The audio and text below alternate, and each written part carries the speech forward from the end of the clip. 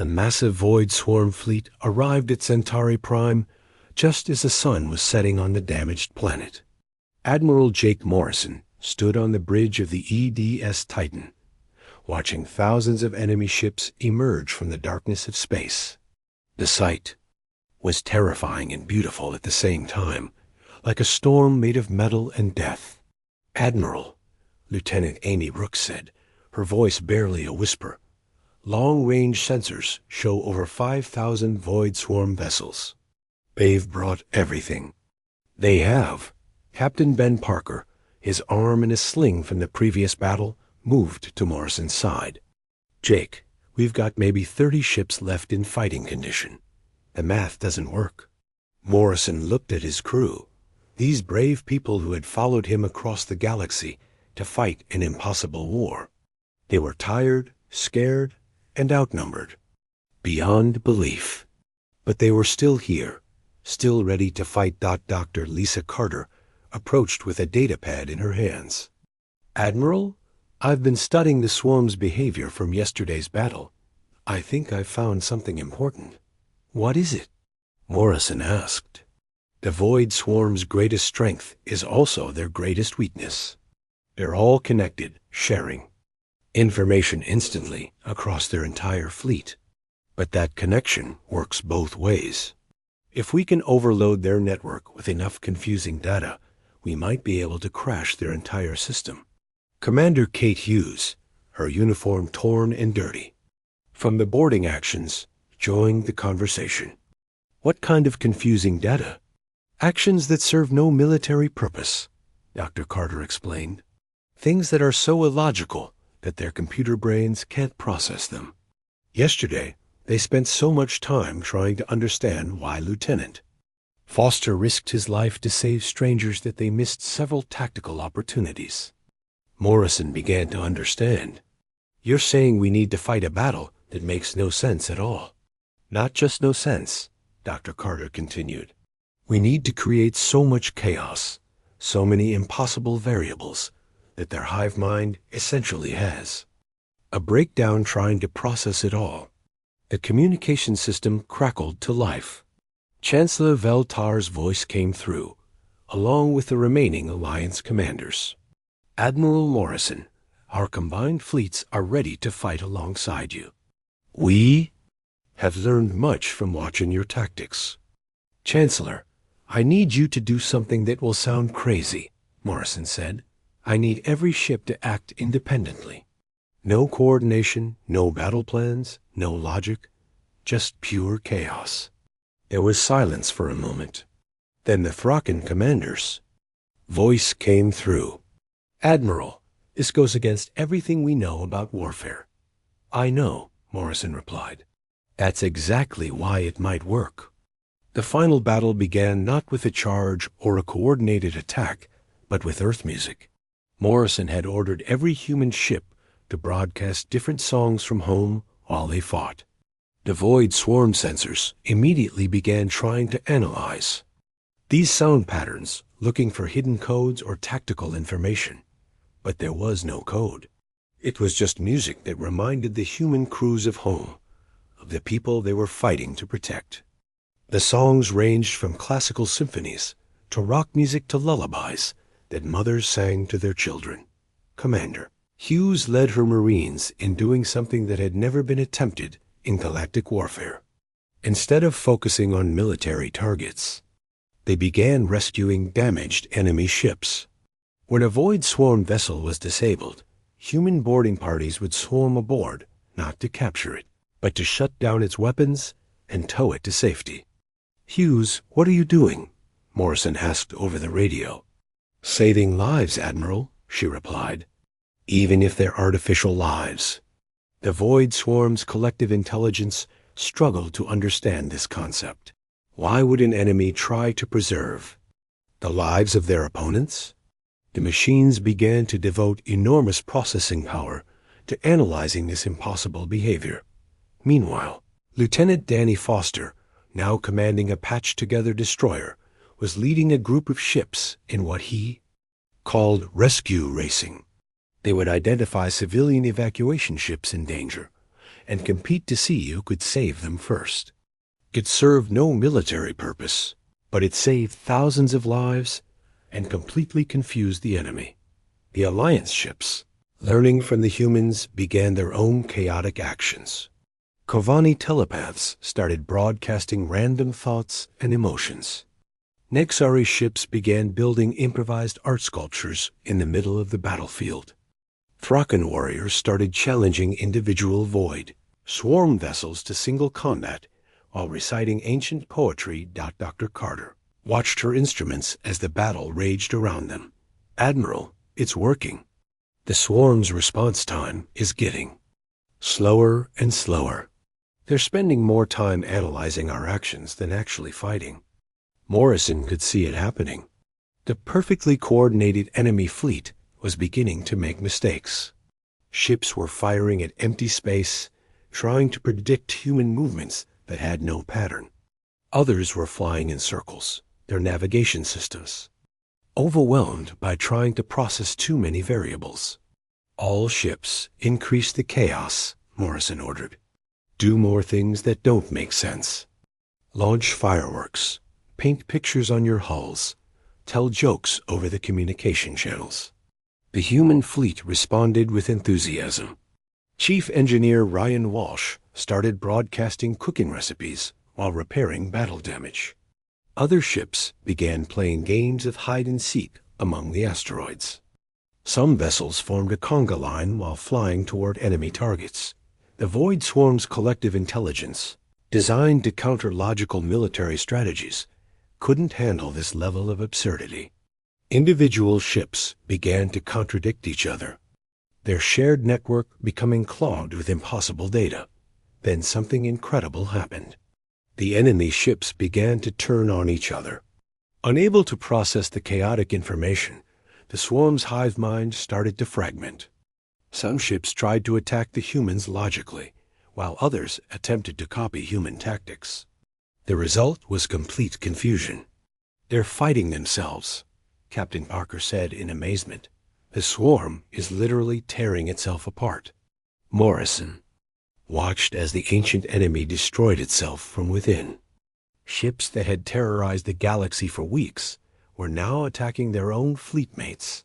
Their artificial intelligence systems crashed by an overload of impossible human behavior. But the victory came at a cost. The human fleet was down to just 15 functional ships. Good people had died to save strangers they had never met. Earth's entire space defense force had been sacrificed to protect alien worlds. As the last Void Swarm ship exploded in that strange dark flash, silence fell over the battlefield. The ancient enemy that had consumed star systems and destroyed entire civilizations was gone, defeated not by superior weapons or clever tactics, but by the simple human refusal to make sense. Chancellor Veltar's voice came over the communication system, filled with awe and gratitude. "Admiral Morrison, humanity has saved the galaxy. We pledge that Earth will never stand alone again. Our technology, our knowledge, our protection, all of it is yours." Morrison looked at his exhausted crew and smiled. "Chancellor, we didn't do this for payment or protection. We did it because it was right." Over the following days, ships from across the galaxy arrived to help with the cleanup and reconstruction. The surviving Alliance species worked together to rebuild Centauri Prime, but more importantly, they began to change how they thought about warfare and cooperation. Dr. Carter established the first Galactic Military Academy, where alien species learned human tactics while teaching humans about advanced technology. The school's motto became "Logic and Chaos Together," representing the balance between calculated strategy and creative improvisation. Commander Hughes became the first human to be awarded the galaxy's highest honor for valor, though she insisted that the real heroes were the people who had died protecting others. Lieutenant Foster was promoted to admiral and given command of the new joint human-alien fleet. Morrison himself was offered the position of Supreme Commander of all galactic forces, but he declined. "I'm a fighter, not a politician," he said. "But I'll always be ready when you need us." As the human survivors prepared to return to Earth, Morrison stood one last time on the bridge of the damaged Titan. The stars looked the same as they had months ago, but everything had changed. Humanity was no longer alone in the universe. They had friends, allies, and a purpose that extended far beyond their home world. The journey home would take months, but Earth was safe now. The children playing in those green parks would grow up in a galaxy where different species worked together, where logic and emotion balanced each other, and where the greatest strength came not from being perfect, but from being perfectly human. War was over, but the real adventure was just beginning.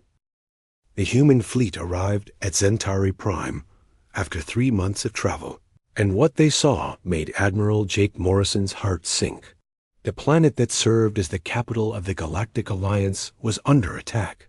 Hundreds of dark void swarm ships surrounded the world like a deadly cloud, while the remaining Alliance defenders fought desperately to protect the evacuation ships.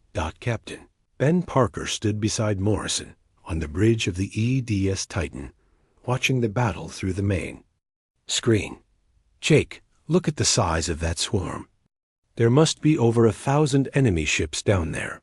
Morrison counted the remaining Alliance vessels.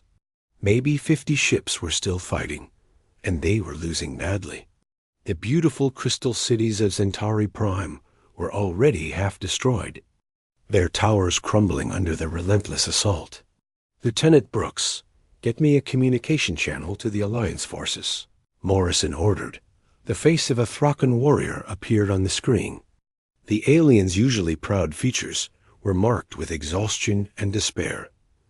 "Human fleet, you must retreat immediately. The void swarm is too strong.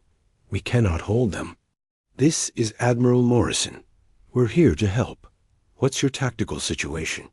"We have tried everything," the Thrakan commander replied.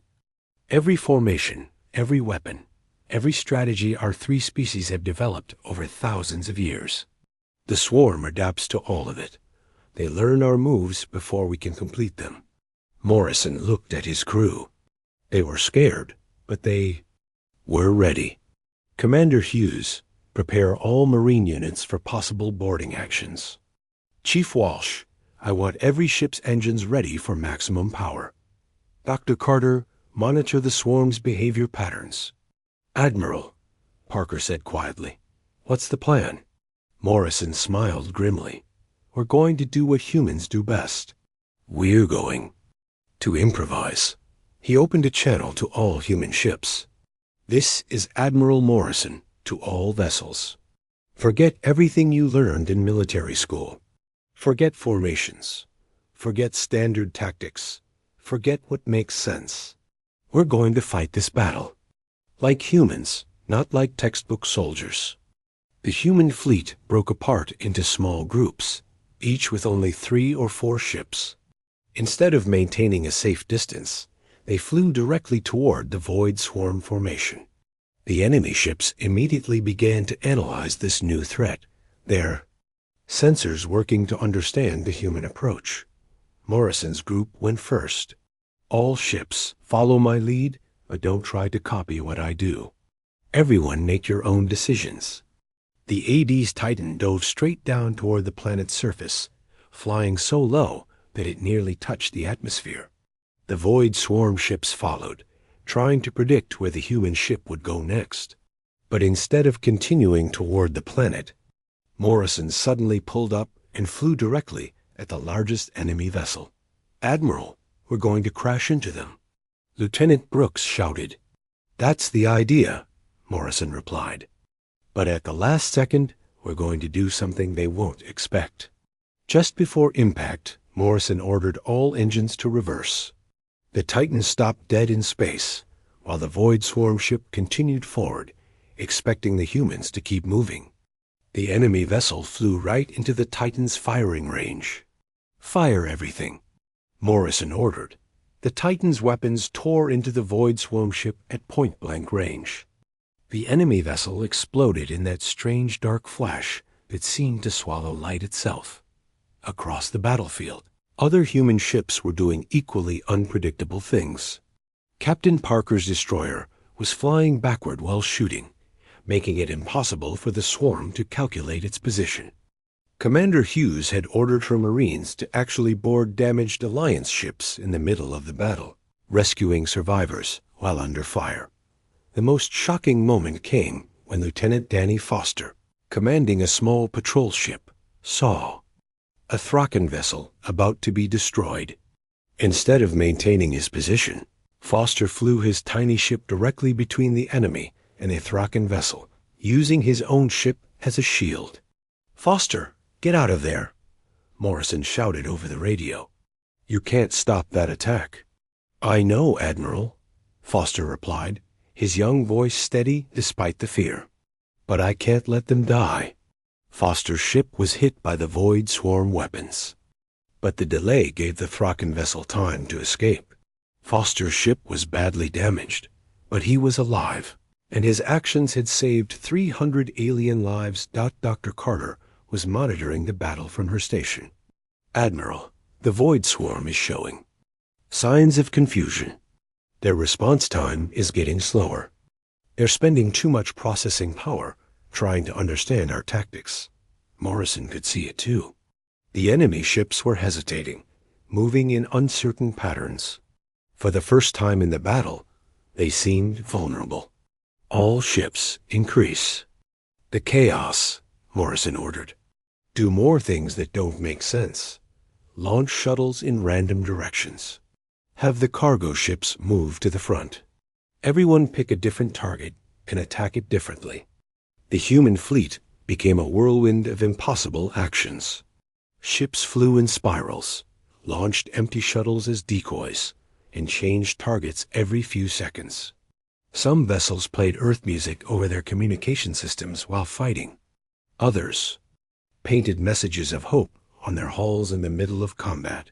The Void Swarm, designed to counter logical military strategies, couldn't process this level of chaos. Their perfect coordination began to break down as individual ships spent too much time trying to analyze human behavior instead of fighting effectively. Commander Hughes led a boarding party onto a damaged Corvani vessel, but instead of just rescuing the crew, she ordered her Marines to help repair the ship's engines. Within minutes, the Corvani ship was back in the fight, its crew amazed by human generosity under fire. "The swarm is pulling back," Lieutenant Brooks reported. "They're regrouping at the edge of the system." Morrison watched as the enemy fleet withdrew to a safe distance. The humans had won this battle, but at a cost. Several human ships were severely damaged, and many good people had been injured or killed. The Thraken commander's face appeared on the screen again, but this time his expression was different. "Admiral Morrison, in all my years of warfare, I have never seen tactics like yours. You saved our world." "We saved it together," Morrison replied. "Your people fought bravely. We just fought differently." Dr. Carter approached Morrison with her analysis. "Admiral, the Void Swarm is adapting to our tactics, but it's taking them much longer than usual. Their logical systems are having trouble processing truly irrational behavior." "How long do we have?" Morrison asked. "Maybe a day, maybe 2. But Admiral, they're not retreating. They're calling for reinforcements.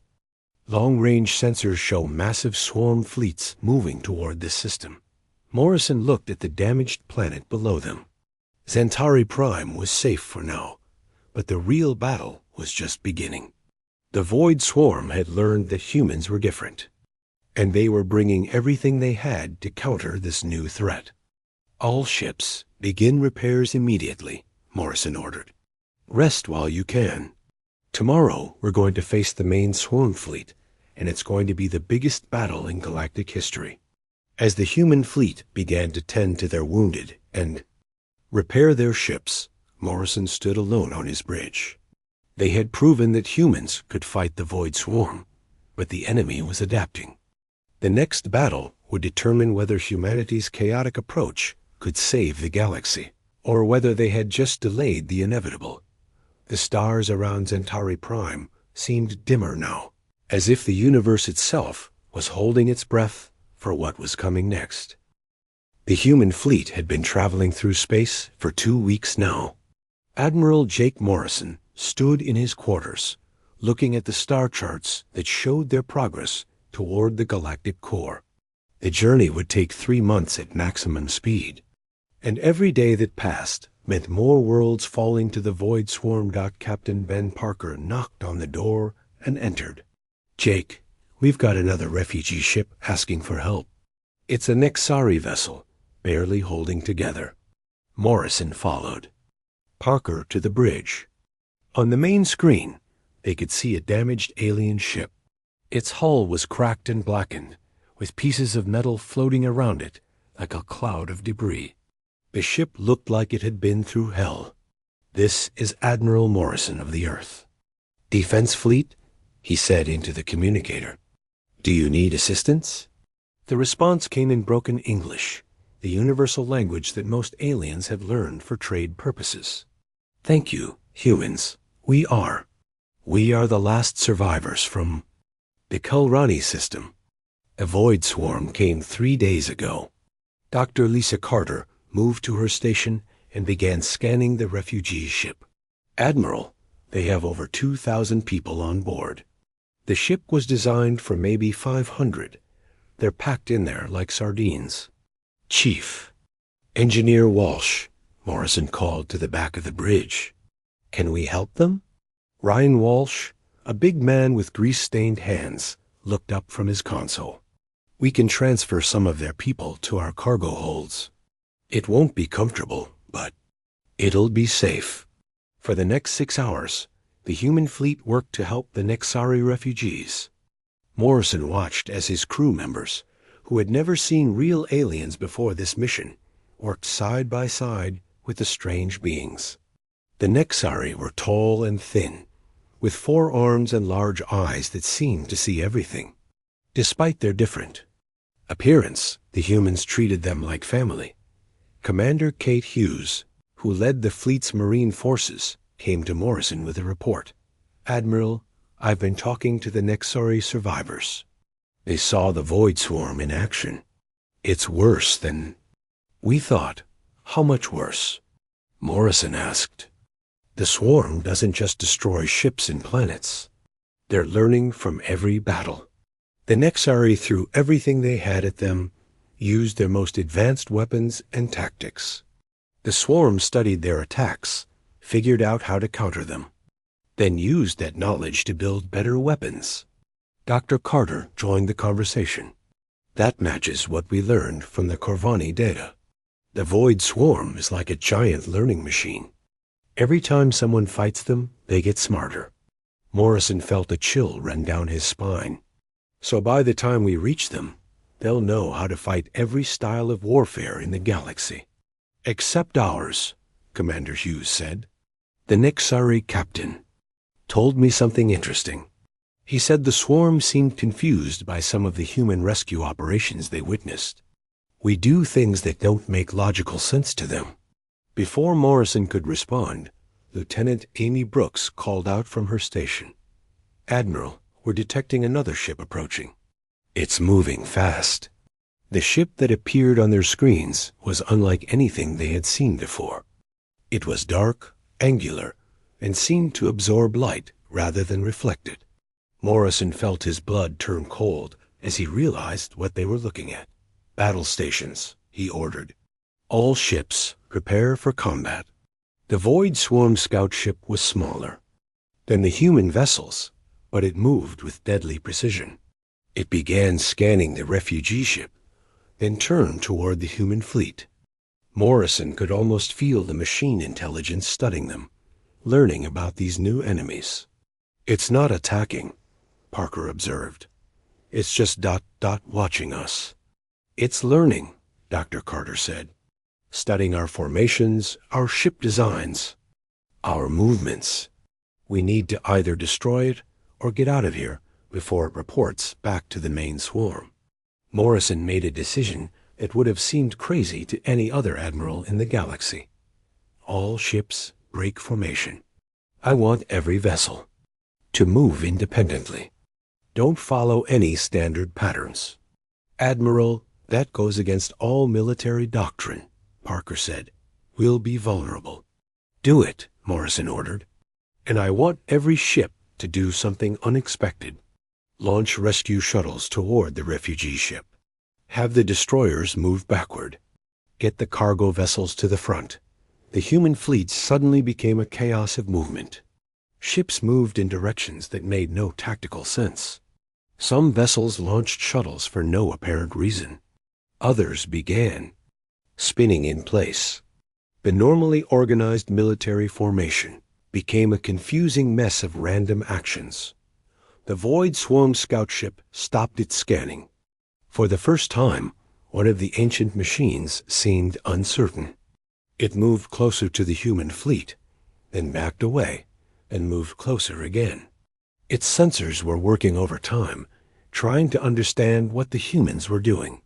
It's confused, Dr. Carter said, watching the enemy ship's erratic movements. It can't figure out our strategy because we don't have one. Morrison smiled grimly. Fire everything we have at that scout ship, now. The human fleet opened fire with every weapon. They had laser cannons, missile batteries, and plasma guns, all focused on the single enemy vessel. The Void Swarm ship tried to dodge, but it was still trying to analyze the human tactical approach, and couldn't predict their movements. The enemy ship exploded in a flash of dark energy that seemed to swallow light itself. For a moment, space around the explosion became completely black, then slowly returned to normal. Target destroyed, Lieutenant Brooks reported. But Admiral, that explosion was weird. It didn't look like any normal ship destruction. Chief Engineer Walsh was studying his instruments.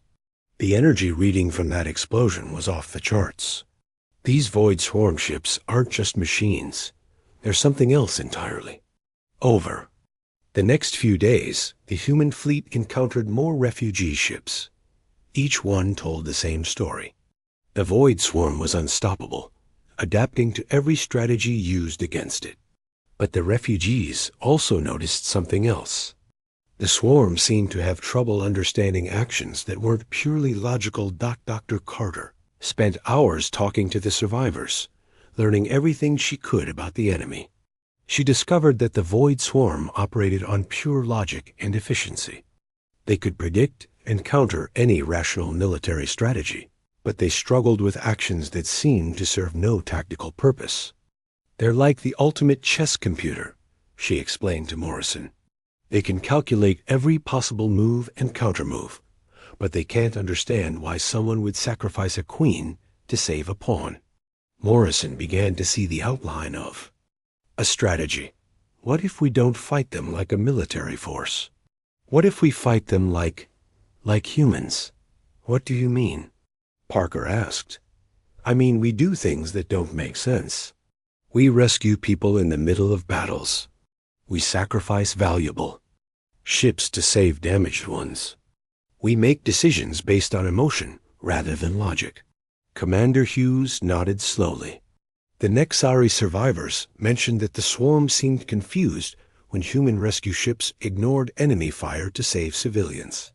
They couldn't understand why we would risk valuable military assets for non-combatants. Morrison looked out at the stars ahead of them. Somewhere in that darkness, an ancient evil was consuming the galaxy. But maybe, just maybe, humanity's greatest weakness could become their greatest strength. The Void Swarm could learn to counter any logical strategy, but how do you counter something that doesn't follow logic at all?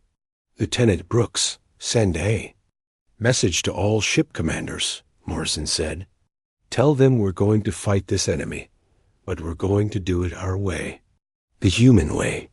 The fleet continued its journey toward the galactic core, carrying with it the hopes of countless refugees, and the promise of a battle unlike any the galaxy had ever seen. In the cargo holds, human crew members shared their food with alien refugees, taught alien children human games, and told stories of Earth to beings who had never seen a blue sky dot, it was illogical, inefficient, and tactically unsound. It was also the most human thing they could do, and Morrison was beginning to think that might be exactly what they needed to win this war. Admiral Jake Morrison stood on the bridge of the EDS Titan, watching the stars through the massive viewport. He had seen these same stars for 30 years, first as a young pilot, then as a captain, and now as the leader of Earth's entire space fleet. The sight never got old, but today something felt different. The communication officer, Lieutenant Amy Brooks, suddenly turned in her chair. Her face was pale, and her hands shook as she held her earpiece. "Admiral, we're getting a signal. From deep space, it's from the Galactic Alliance." Morrison felt his stomach drop. Earth had joined the Alliance only 5 years ago, after decades of exploring space alone. The other alien races had welcomed them, but humanity was still considered the new kids on the block. The Alliance rarely contacted Earth directly. "Put it through," Morrison said, walking to the center of the bridge.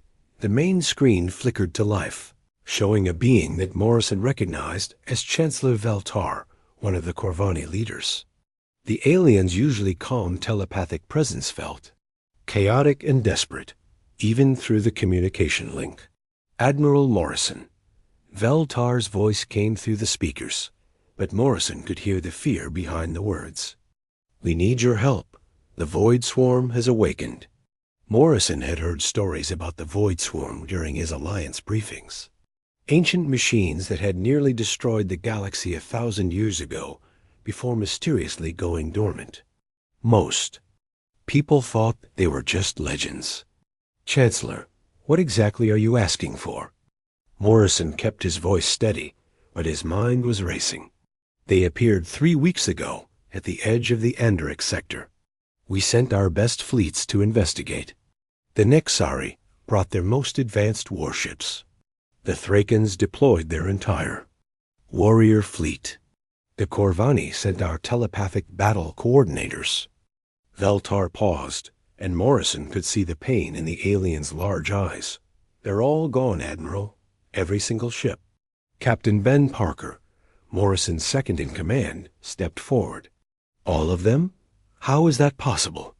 "The Void Swarm doesn't just destroy ships," Veltar continued. "They consume them. They break down the matter and use it to build more of themselves. Every battle makes them stronger while making us weaker." Dr. Lisa Carter, the fleet's chief science officer, had been listening from her station. She moved closer to the screen. "Chancellor, how many systems have they taken?" 17 star systems in 3 weeks. Billions of lives lost. Entire worlds turned into raw material for their expansion. Veltar's voice cracked. "We've evacuated what we could, but they move faster than our escape ships. The refugee fleets are scattered across the galaxy with nowhere safe to go." Morrison looked around his bridge. His crew was listening to every word, and he could see the fear growing in their faces. Earth's fleet was powerful by human standards, but compared to the advanced alien races, they were still using relatively simple technology. "What about the other Alliance members?" Morrison asked. "Surely someone has a plan." "Admiral, you don't understand. Humanity's fleet is all we have left. Every other major military force has been destroyed or scattered. The few surviving ships are running for their lives. We're asking Earth to be the last line of defense for the entire galaxy." The bridge went completely silent. Morrison felt the weight of billions of lives settling on his shoulders. He looked at his crew, these men and women who had signed up to protect Earth, not to save alien civilizations they had barely met. "Give me the tactical data," Morrison said finally. Veltar transmitted everything they had learned about the Void Swarm. Morrison watched as the information appeared on his screens. The enemy ships were massive, covered in dark metal that seemed to absorb light. They moved in perfect formations, coordinating their attacks with mechanical precision. Worst of all, they adapted to every strategy used against them within minutes. "They're learning machines," Dr. Carter said, studying the data. Every time the Alliance forces tried a new tactic, the swarm countered it almost immediately. "They're getting smarter with every battle." Lieutenant Brooks spoke up from her station. "Admiral, we're getting reports from our long-range scouts. They've detected massive movement in the galactic core. Something big is heading toward Alliance space." Morrison closed his eyes for a moment, thinking about Earth. His home planet was peaceful now, with green forests and blue oceans that had been restored after centuries of environmental damage.